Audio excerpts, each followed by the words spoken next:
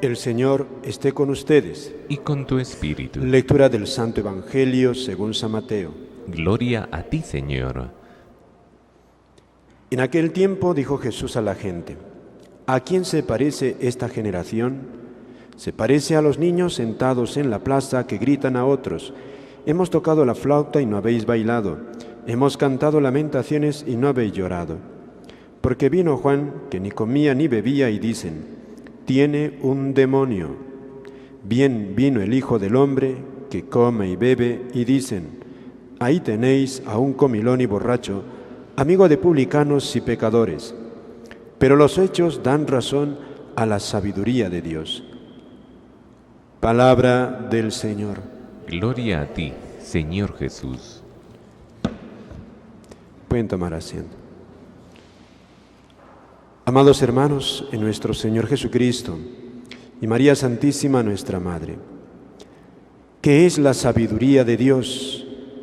Esto que nos dice nuestro Señor, los hechos dan a la sabiduría de Dios. Jesús, como San Juan Bautista, tenían como fondo de su predicación la metanoia, que traducido a nuestro idioma significa conversión. En sus exhortaciones, fundamentalmente, Jesús y San Juan Bautista proclaman: ha llegado el reino de Dios, convertíos y creed en el Evangelio. Ese es el fondo de toda la predicación del Evangelio y también la predicación de la Iglesia. Es una llamada a la conversión. Y esa conversión significa un cambio de mentalidad. Es un cambio profundo de toda la persona. Jesús, con esta palabra, nos invita a mirar el mundo, la vida, la familia, el dinero, todo lo que nos rodea en este mundo, ya no con los ojos o el criterio humano, sino con sus propios ojos. ¿Y qué es lo que Jesús nos predica en Belén? ¿A qué nos lleva Jesucristo? A descubrir el tesoro. ¿Qué tesoro? El tesoro de la pobreza. La pobreza no es una desgracia para el cristiano.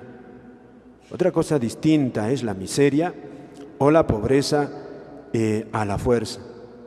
Hay mucha gente que vive pobre, libremente, renuncian a sus bienes. ¿Cuántos religiosos, cuántos sacerdotes, cuántos santos que libremente han renunciado a sus bienes, se entregan totalmente a Dios, a los pobres? Eso no es malo. Eso la Iglesia lo ha alabado siempre. Por eso la pobreza no es mala, no es mala. ¿Por qué? Porque Jesucristo aquí nos lo está predicando. Desde la cueva de Belén, desde el pesebre, a todos nos dice la riqueza de la pobreza. Y junto con la pobreza, la carencia de bienes, Jesús está hablando de un valor muy grande, es decir, los valores del alma, los valores espirituales, los valores de la eternidad. Los bienes de este mundo son buenos, pero no se comparan con los bienes eternos. Ya podemos entender aquí por qué podemos nosotros perder todos los bienes de este mundo antes que perder el alma. Por eso, el mayor bien para un cristiano es su alma en gracia de Dios. Un alma que está en la amistad con Dios. Ese es el mayor bien. Y por lo tanto, la mayor desgracia es el alma en pecado. Uno que está en pecado mortal. Y esto Jesús viene a predicarlo de muchas maneras. De muchas maneras. Quiere ya que el hombre no esté agarrado a los bienes de acá. Los bienes de acá todos son para usarlos, que hay que usarlos en la medida que a uno le ayude a servir más a Dios. Y si hay que tener muchos bienes, hay que tenerlos. Pero todo eso es como una gran ayuda para caminar hacia el cielo. Esa es la vocación del todo cristiano, porque busca ante todo el reino de Dios que ya se vive acá, pero no solamente acá, plenamente está en la eternidad. Por eso es un bien la pobreza, es amar la pobreza. Ahora, algunos no van a poder vivir la pobreza material, como muchos religiosos han optado por vivirla así. Pero Jesús habla de la pobreza de espíritu. Bienaventurados los pobres de espíritu, porque de ellos es el reino de los cielos. Eso sí, todo cristiano lo puede vivir. Tener los bienes, pero no estar apegados a ellos. Y hacerlos prosperar con todas las cualidades que Dios nos dé, todos los dones, pero sin apegarse. Porque es una tentación. Una tentación el tener dinero, siempre es una tentación. Pero Jesús no quiere que vivamos apegados a ellos totalmente. Son medios, son como puentes que nos ayudan a servirle bien en este mundo, porque eso nos da, el dinero puede dar salud, bienestar, tranquilidad económica, etcétera, pero no te sientes ahí, no te puedes quedar asentado, porque eso no es. Los bienes que Dios nos da no son solo para nosotros. Hoy hace falta, queridos hermanos, un gran espíritu de caridad, porque por todos lados, por ejemplo la Navidad, es un exhortarte a ti,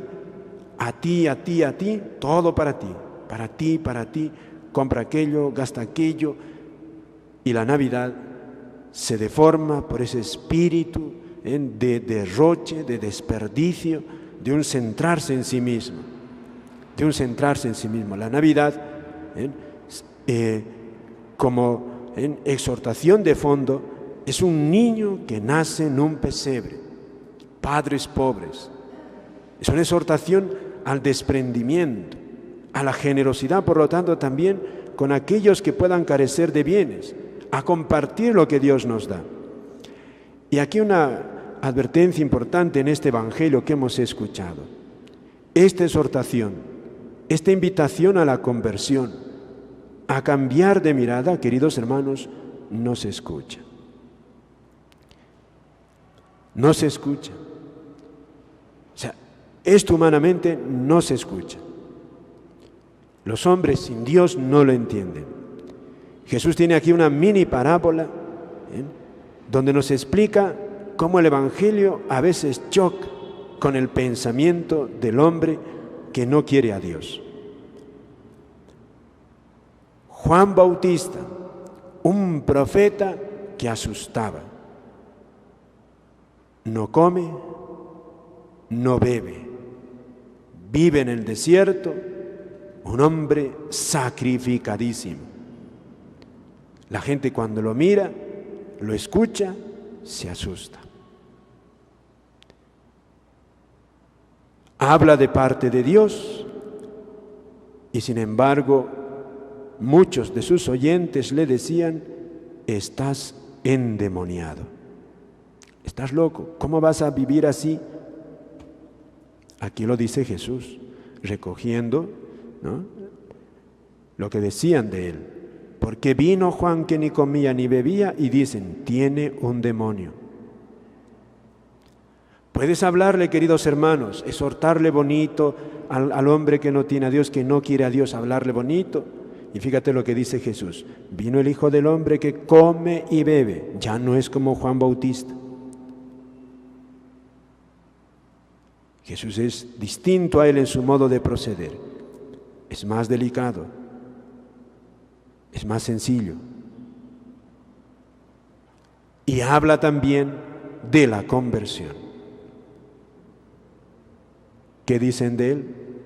No hay que hacerle caso, porque este es un comilón y borracho, amigo de los que despreciamos, de los que son despreciables, ladrones y pecadores. Nuestras malas pasiones, queridos hermanos, nos ciegan.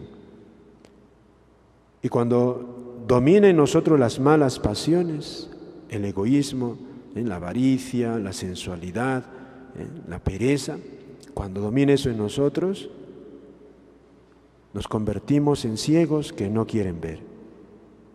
Y un ciego que no quiere ver no puedes convencerle. Y es lo que está diciendo aquí Jesús. La sabiduría, los hechos dan razón a la sabiduría de Dios. La sabiduría de Dios es Jesucristo. Y nos dice que la generación actual y la de todos los tiempos son niños. Un hombre sin Dios se convierte en un niño caprichoso. Un niño que se deja arrastrar por todas sus malas pasiones. Y da miedo cuando un niño ya es anciano y sigue así con sus malas pasiones. Por eso, fíjate, ¿cuál es la solución a este problema que Jesucristo palpa? El hombre busca razones para escabullirse de las manos de Dios, para no seguir sus consejos. Nuestras malas pasiones nos van a arrastrar siempre, siempre. Por eso, fíjate, Él no va a decir discursos, muchos. Empieza ya dándonos modelo de vida. Vive pobre, despréndete, vive para los demás, vive la caridad, carece, vive para los demás, no te apegues. Y eso, la caridad, el desprendimiento, de hecho, guste o no guste, hacerlo por el Señor, hacerlo por seguir sus ejemplos. La pobreza, dice San Ignacio de Loyola, de la pobreza se siguen todos los bienes espirituales. De la pobreza cristiana, porque aquí Jesús vive la pobreza con humildad, no una pobreza soberbia, sino la pobreza del humilde. Y de ahí vienen todas las virtudes. Un hombre que por amor al Señor, por docilidad a Él, se desprende para dar a los demás, para vivir en sana austeridad. De ahí te vienen, dice San Ignacio de Loyola, todos los bienes del alma. Y al revés, de la soberbia y de la ambición, te vienen todos los males, todos los males. Que la Virgen, queridos hermanos, que el Niño Dios, a todos nosotros, nos dé un corazón como el de Él, de un niño no egoísta, de un niño sencillo, de un niño sencillo, abierto siempre a amar a Dios y amar al prójimo. Amén.